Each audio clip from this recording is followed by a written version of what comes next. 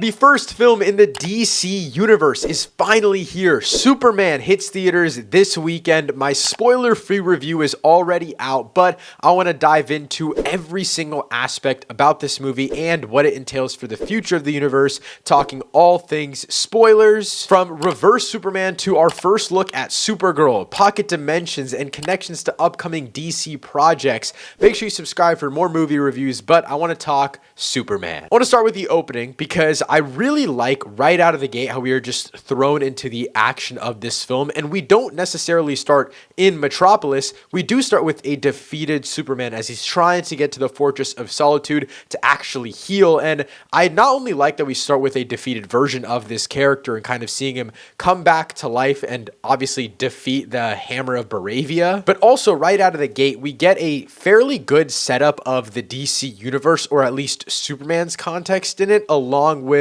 Jor-El and all of the Superman lore that we're kind of missing out on since this isn't an origin story. The message from his parents becomes super integral to the plot of this film, and I'll talk about that crazy plot slash idea slash adaptation swing that James Gunn ended up taking in this film. But for starters, there is that little bit of exposition. I don't know it word for word, bar for bar, but most notably, they do mention the era of gods and monsters has started for this real world with the inclusion of metahumans, Superman being the most powerful one, showing up about 3 decades ago. I think everything with the introduction of the Fortress of Solitude is great, and I think the way that we are thrown into the action works really well with the defeated Superman. We have the engineer trying to track down Superman, and then obviously Lex ends up going there at a certain point later in this film, kind of meshing it into the second act. As we are thrown right into the action, I really like that it's not just action. It is based off of prior conflicts that Superman has faced off screen,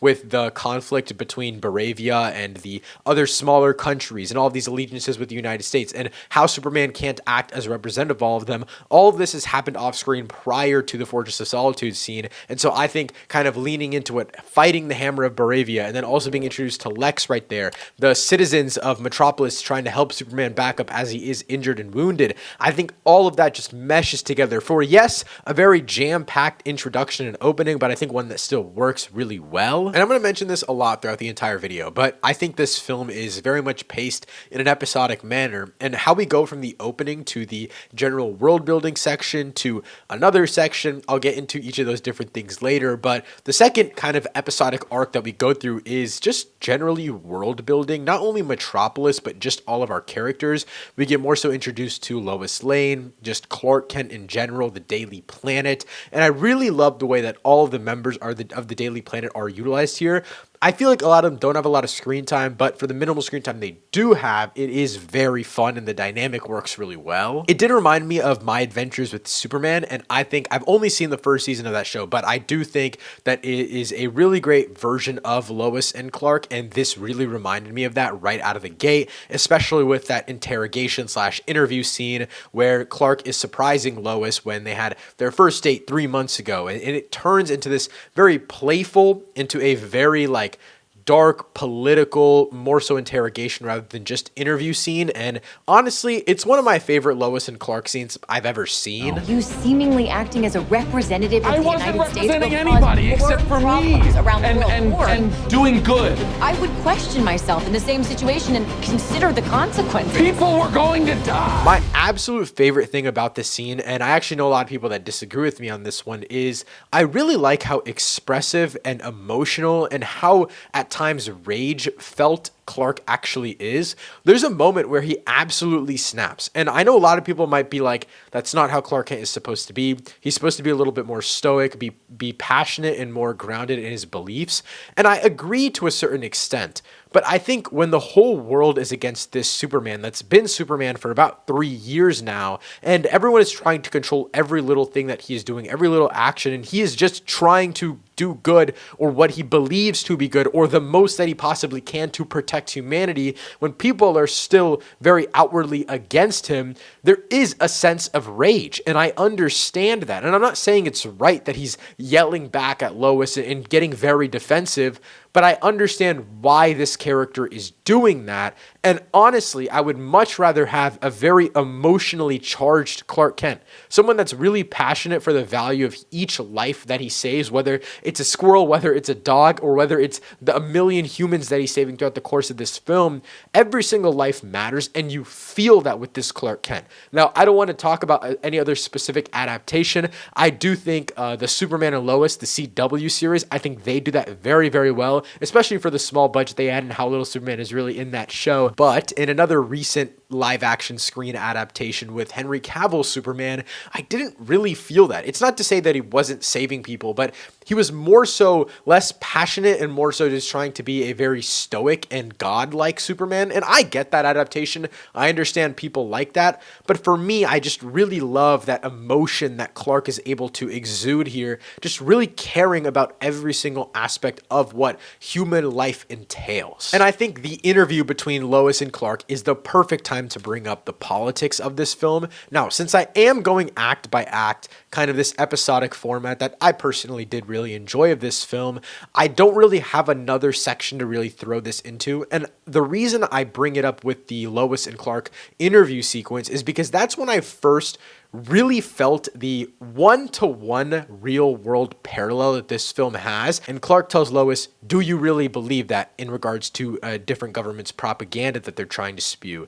And that to me is truly just a one-for-one for Palestine and Israel conflicts going on in the real world right now. Now, obviously you have the Lex Luthor billionaire commentary, and I think that's absolutely amazingly executed, but I think this political turmoil allegory is absolutely my favorite part of this film, and it really is where the idea of Superman, in my opinion, accelerates in terms of a live action adaptation being implemented into the most modern problems that we have right now. Now, there are a couple of ups and downs to this. I've heard the term politics for kindergartners thrown around a lot, and I just completely disagree. Now, if politics for kindergartners means that it's a one-for-one allegory and representation of what's going on in the real world, and this thing has been happening for decades and decades, and it's just a super basic version of what's happening, I don't understand how that's a negative thing. I genuinely, please let me know in the comments if you disagree with me. I'd love to hear you out on this.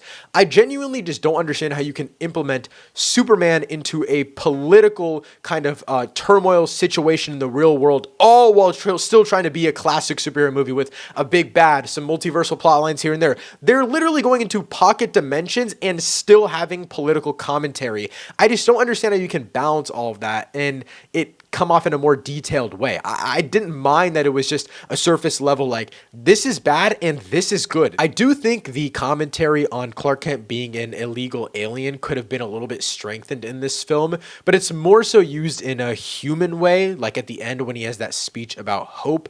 I genuinely think that though it's not a one-for-one, because it's not an origin, it's not really able to do that.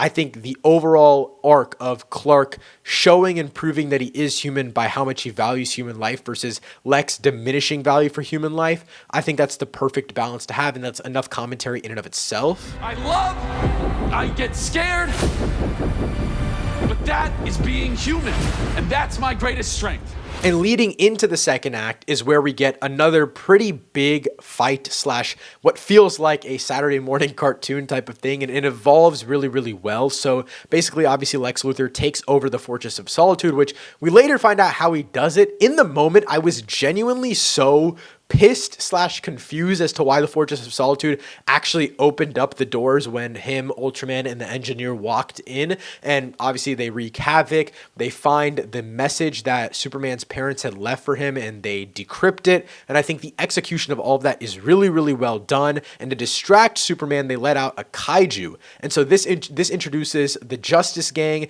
It's Superman versus kaiju versus the Justice Gang. And it's also just feeling like a fully lived in world in the perfect ways. And this is the scene where I really feel like we have to mention the tone of the entire world. Now, obviously it drastically changes when the second act goes into full force in the pocket dimension, which we'll talk about in a second here, but this is the definition of like a playful toned Superman, a very hopeful Superman, and a world that is very bright and inspiring. And I love that, and I will keep mentioning how honestly, sitting with this film for 2 or 3 days now, I really do enjoy this very vibrant vibe. But I think this also has to spark a discussion of the Superman tone and how, though he is very playful, I'm very interested to see how this is executed amongst a bunch of different projects. James Gunn in an interview did say that we'd see Superman again within the next 2 years. I obviously want to see him again as soon as possible. You know me. Yeah. When? A couple years. Well, no, you might see him. No, you'll see him before then. So less than a couple years. All You right, mean fair seeing the character enough. or See seeing Superman again? Yeah, you'll see the character before that. And obviously, we're getting Supergirl next year. We did get to see Supergirl at the end of this film, which I'll also talk about later and what that means for Supergirl Woman of Tomorrow. But there was an interview with David Cornswell where he talks about wanting to be a part of R-rated projects, maybe a detective type of story. And I think that's really interesting. One thing that excites me so much about James's vision for the DCU is the different genres and tones that the movies can take on. I know that people are skeptical that certain genres and characters can mix. I would love to see this Superman in an R-rated project, in a detective, in a thing like Lanterns, where it's that true detective feel. I just think it can happen, despite how, in spite of how bright and playful this version of the character is. I think there's room to be flexible, so I'd be very excited to see that. As I was watching this film, the main thing I kept thinking of was, not only do I not really see a sequel in the same light on like a visual and tonal level, I just only see every project in the DC universe doing this, and I really, really like that. My biggest problem with Snyder's version of the DCU / what he kind of set out to do was everything was so similar in tone, and not every character is meant to have the same exact tone. Maybe the Trinity is, but I still don't really believe that. And I think with the juxtaposition of how Metropolis and Superman look, even like those dark alleyway scenes, that one with Jimmy Olsen specifically, like in moments it can feel like what Gotham felt like in the Batman, but even just the lenses that they're using, the formats of the widescreen, and the differences in all the technical elements, it still does feel different, even if it is an alley in Gotham and an alley in Metropolis. And I really, really like how different that all feels. And I think that really does, and I'm not saying I want this, and I will definitely talk more about this in my Future of the DC Universe video coming out sometime next week. It's not that I want the Matt Reeves Batman and James Gunn Superman to be a world's finest duo by any means, but I wouldn't be as mad as I would have been like pre-watching Superman. I think watching Superman made me really realize that these are very different characters, but I think they could be executed very well in a world's finest type of story because they are so different in great ways. I'll talk more specific character details in a different video, but yeah, my stance on that has definitely changed a little bit, especially after this Kaiju Superman Justice Gang type of fight. And then we get to the biggest, in my opinion, inciting plot point of the entire film, and honestly, change and adaptation of Superman. Now, please correct me if I'm wrong in the comments, but I have never seen an adaptation of Superman or Superman's parents where a plot point like this has even happened. Superman is revealed as a quote-unquote traitor. He was sent to Earth to rule by his parents, and to me, again, feels like the most major change I've ever seen, really making his parents evil to an extent. And I'll talk more about this at the end of this video, but I think this could set up a really interesting sequel idea if they don't go straight into World's Finest. Yeah, I think that scene is amazing. And then that leads us into the big, I don't even know what to call it. I'm going to call it the first look scene because that's kind of where we got our first look of Superman, which I know a lot of people didn't like the suit. But yeah, it's another Lois and Clark conversation. But on this note, I will say my favorite thing about this film is, yes, the camera work and the moments where James Gunn will pan across Superman's chest and the S will show up, and it really, those moments did make me tear up. I won't lie to you, but my favorite moments of this movie in terms of full-on scenes was just moments between Lois and Clark. And I've heard the complaint that a lot of people think there's too many scenes in this film, of there's just so many little nuggets of things going on, and it just feels like it lasts way too long. Now, I haven't seen this film a second time while I'm recording this video, but I'm going to watch it like the next day after I record this, and I'm really interested to see how the pacing plays out. But as of now, I really, really like it because it's a great mix of really big action sequences, some humor here and there, but also just these amazing personal character moments. Multiverse. And propelling us into the second act of this film, Superman turns himself in. Now, this feels very classic Superman. He's going to do the right thing. He's going to try to talk it out and understand the human side of this because he understands that he's an all-powerful being and people are scared of him, but he doesn't want them to be. And I think that is very well expressed here by David Cornsweet's Superman. And again, this leads us into our second act that takes place in a pocket dimension. Now, this was really interesting to me. The second that a pocket dimension was mentioned, and the second that we were crossing through this portal, and this internal world was kind of explained to us, my mind started racing. Of just really, they so casually felt like they introduced the multiverse and black holes and the existence of kind of like a depth that's outer worldly. And I understand we're getting Green Lantern sometime next year, Peacemaker season 2 later this year, Supergirl next year, which obviously is going to be a space epic type of film. We are moving at a very quick pace, but the fact that the entirety of the second act of this film takes place in a pocket dimension of sorts was really interesting to me. I don't think this necessarily means we're going from Elseworlds projects and kind of throwing them into the DC universe. I don't think it means that, but it really reminded me, or made me, I guess, like made my mind race and think of the Flash portal scene where we kind of just see a bunch of different versions, and the way that was really executed and I guess signified was really cool to me, even though I don't think the Flash movie is perfect by any means. The circular globes and everyone running around and seeing these moments in time, that was really, really cool. And obviously we don't get that deep into the pocket dimension or the multiverse or black holes and stuff like that in this film, but it brought up, at least in my mind, post watching this movie and kind of reading more up on the future of the DC universe for that other video I was mentioning earlier, in Peacemaker season 2, in the trailer, we see two versions of Peacemaker. And I'm not necessarily saying it's a multiverse thing one for one, but we do see him in this kind of void-like situation. And is that the pocket dimension? Is that where we're kind of headed with characters being able to see different versions of themselves? Is this a thing that the Green Lanterns or Superwoman is aware of? Like, I think just so many questions were racing through my mind in that moment. I got so excited. But aside from the multiversal stuff, because again, we could theorize about that for hours and hours, we get introduced to Metamorpho, and I think the actor that plays him is absolutely phenomenal. He was also in Barry, and he's one of my favorite performances in that entire show, which is filled with great performances to the brim. It's not necessarily that we're getting individual moments between Metamorpho and Superman right away, but there is one moment that really does flip a switch in Metamorpho, and really flipped a switch in me just because of kind of the idea / different DC project that it reminded me of. There's a moment where Lex plays, I believe it's called Russian roulette or revolver roulette or something, with a revolver, and he's threatening to kill Malik, who's the halal cart guy that saved Superman earlier in that first opening fight scene. And he's playing revolver roulette and threatening this guy, and he kills him. In the way that sequence is executed, absolutely blew my mind.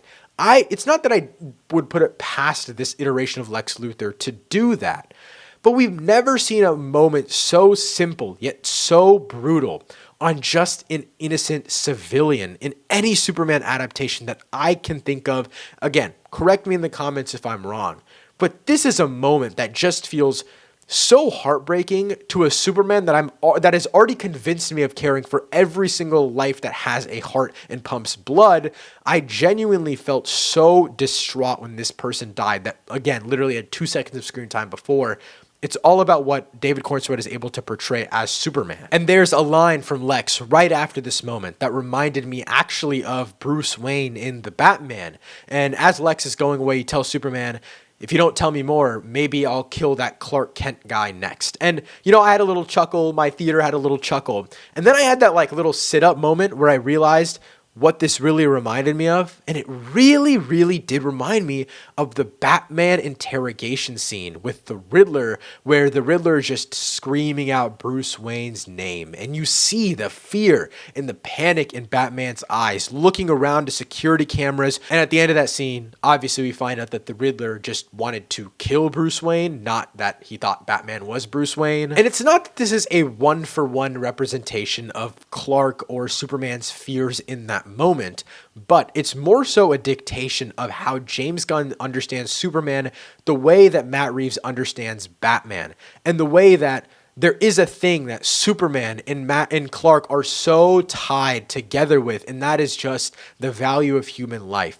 And as you see Superman just laying there completely shriveled up because of this kryptonite, and this is the first time we really see Superman tear up. This is really the first time I've seen Superman actually cry in any adaptation as long as I've been alive. And I'm talking as the character of Superman that is just too weak and too unable in that moment to save a human life. We have never seen this before, or at least I've never seen this before, and this is just generational writing, in my opinion. That moment snaps Metamorpho into actually wanting to help Superman, and all of this is going on. We have a little moment with Mr. Terrific and Lois. Lois going to talk with the Justice Gang, trying to save Superman. Mr. Terrific is the only one of all of them that actually goes to help her. He has a phenomenal sequence, but as much as I love that scene, and it's really, really cool, it's a technical feat, it looks awesome, really reminded me of that one-take scene in Guardians of the Galaxy Volume 3. I think it's awesome, I think it's cool, I think it's badass.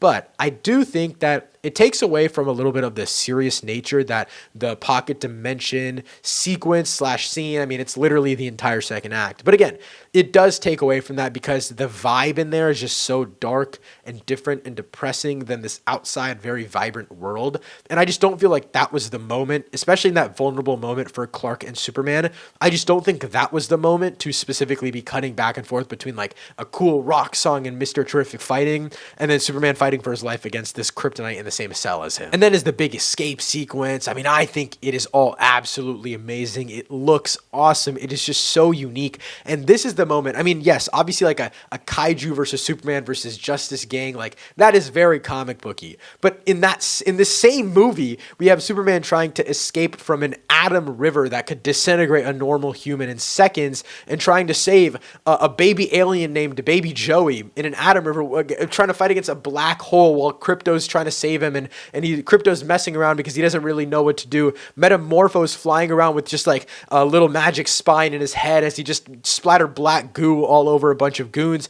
It is just so much happening. And I understand if you're not a fan of comic books, or if you're not a fan of like ambitiously comic book like superhero films, if you want something slightly more grounded. I mean, I love the Batman, but I also really liked this because it does feel like two different versions of characters that I just absolutely love. They're going for so much, and I think this second act proves that, and I love that. After all of our characters escape from the pocket dimension, we finally get to not necessarily an origin, but really the first time that we got introduced to Ma and Pa Kent. We obviously saw them earlier in the film, but this is the first time we're getting origin-esque moments with them. And again, we've had Superman for 3 years in this universe at this point. This is just our first time seeing them. I thought there was definitely a lack of Ma and Pa Kent. I think the arc of them being his true parents is still present, like them being the ones to shape them and not his original parents that sent him here. The orphan parent aspect, that arc is there. It's just less exaggerated than other adaptations, which I don't mind. And I do think by the end it works with him really watching his life play out on the screens around him in the Fortress of Solitude at the very end of this film. But I still think there's a lack of Ma and Pa Kent, which I didn't really like. And what really proved that to me was the conversation between Pa Kent and Clark. And I think this is obviously what propels him into understanding the good that he can do versus the good that he was sent here to do. The version of good that was good to Kryptonians versus the version of good that is to his actual parents that are the ones who really shape him. There's one quote that Pa Kent says is, "You're supposed to watch your kids fall and fail. You're just supposed to give them the tools to succeed, but you have to watch them fail at some point because that's just how humans are." And that just proves that Clark is human, just as human as everyone else. And I absolutely love that moment between them. But then I kind of get into my little flaw with the pacing of the film. We really blow by that so quickly. It genuinely felt like a 2 or 3 minute scene. I know it was longer runtime wise, but just pacing wise, that's kind of what it felt like. This is all also intertwined with Jimmy Olsen and Lex's girlfriend trying to give him information on the deal between the different countries, and Lex Luthor of Thoria, whatever the hell is his half of Baravia is going to be called. But yeah, It all moves really quickly because Lex is opening a rift, and Baravia starts to invade Jarapur. I think I'm probably pronouncing that wrong, but yeah, the political turmoil actually starts to come to fruition because all of these things are just going on at once. I really do feel like this is the moment where the pacing problems really start to shine for me. This leads us to the third act of this film, which I just want to say right out of the gate, it is one of the most packed third acts I've ever seen in my entire life. And I think the general concept of this third act is really well done. It is fairly basic, at least much more basic than what's going on in the first two acts of this film.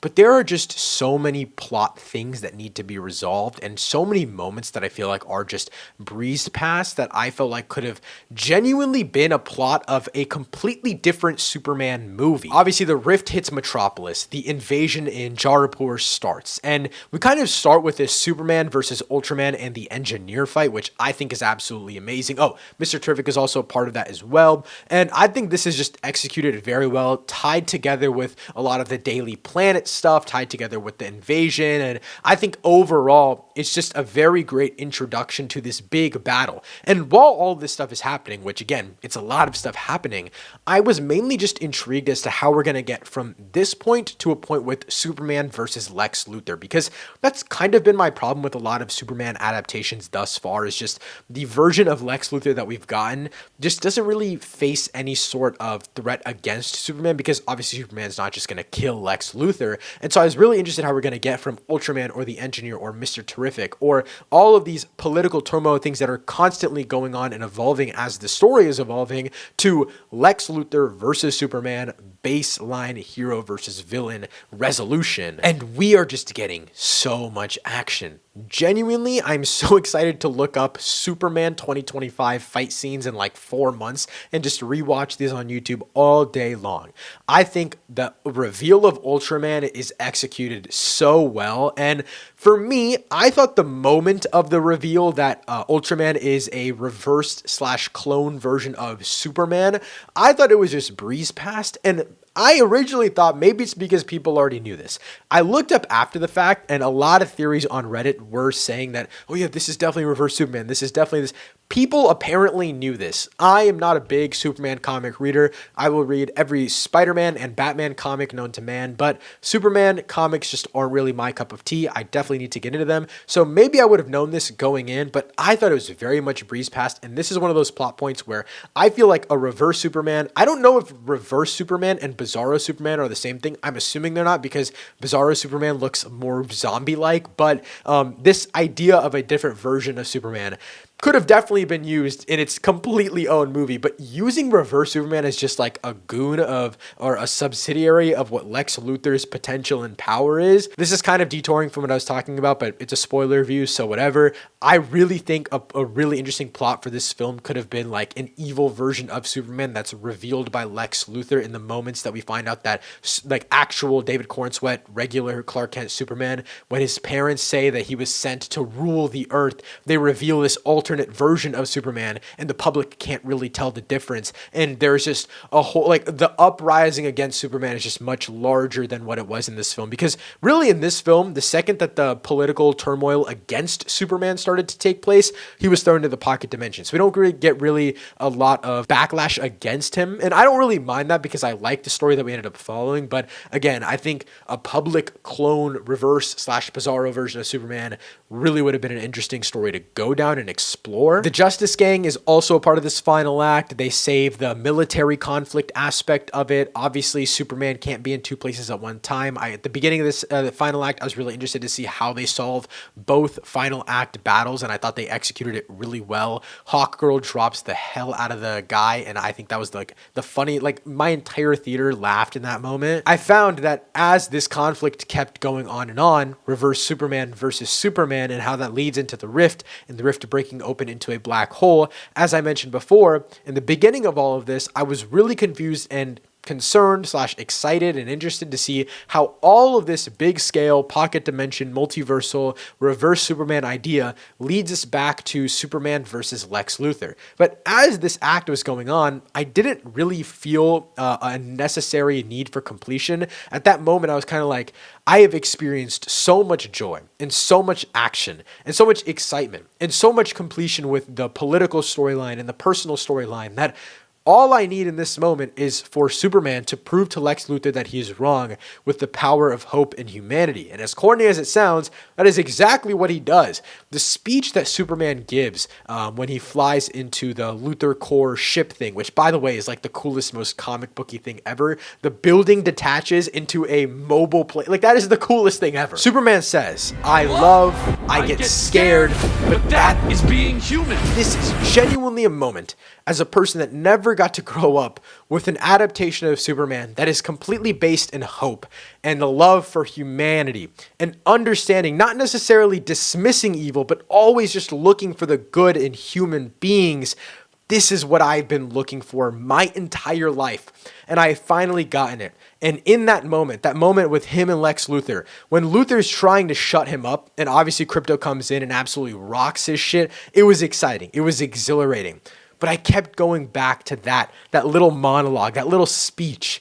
It truly just made me appreciate this movie, this version of Superman, the writing, finally understanding that a director, a writer, a creator, a producer, someone that has the power to adapt one of the greatest superheroes of all time has finally done it in the perfect way with David Cornsweet's Superman. Wrapping up the film, we get a couple of really great moments. Rick Flag Sr., who's played by Frank Grillo, he was already in Creature Commandos. He's going to be in Peacemaker Season 2. And he does say, this is what happens when you don't put metahumans in check. There's just a very small line that I think will be impactful, not necessarily in Supergirl or something direct like that, but I think it will be really essential in terms of the future of the DC universe and how metahumans are controlled and stuff like that. We also got our first look at Supergirl, Millie Alcock, in an actual Supergirl suit. First of all, very confused on how none of this leaked at all whatsoever. Firstly, speaking on her suit, I do think it is a great suit. It does just feel like Superman's suit, a little bit toned down on the colors and just with a skirt. I think it looks pretty awesome. And I also really like how we get a very small baseline understanding of this character. We understand she's pretty much the opposite of Clark. Clark even says she loves to get drunk on planets with the red sun because she can't get drunk with the yellow sun planets, and it kind of shows how much of a mess she is upon doing some more research. And again, I will talk more about Superman sequels, Supergirl Woman of Tomorrow, and upcoming DC projects in a different video. But James Gunn did say that the DC universe's Supergirl will kind of be a mess. She's shaped by her traumatic past, and she is very different than the Superman that we got in this movie. And again, from that 3 to 5 minute scene that we got with her, Crypto, Superman, and Robot 4, I think that is perfectly executed. That's exactly how you build your world. You're not necessarily revealing a big villain or showing off some crazy, insane thing. You're just showing off Clark Kent's cousin, and I think that's more than enough. But that wraps up all of my thoughts on Superman. If you made it to the end of the video, thank you so much for watching all the way through. Again, let me know your thoughts, all spoiler-filled, in the comments down below of what you thought of James Gunn's Superman. Thank you guys so much for watching. I'll see you next time. Peace.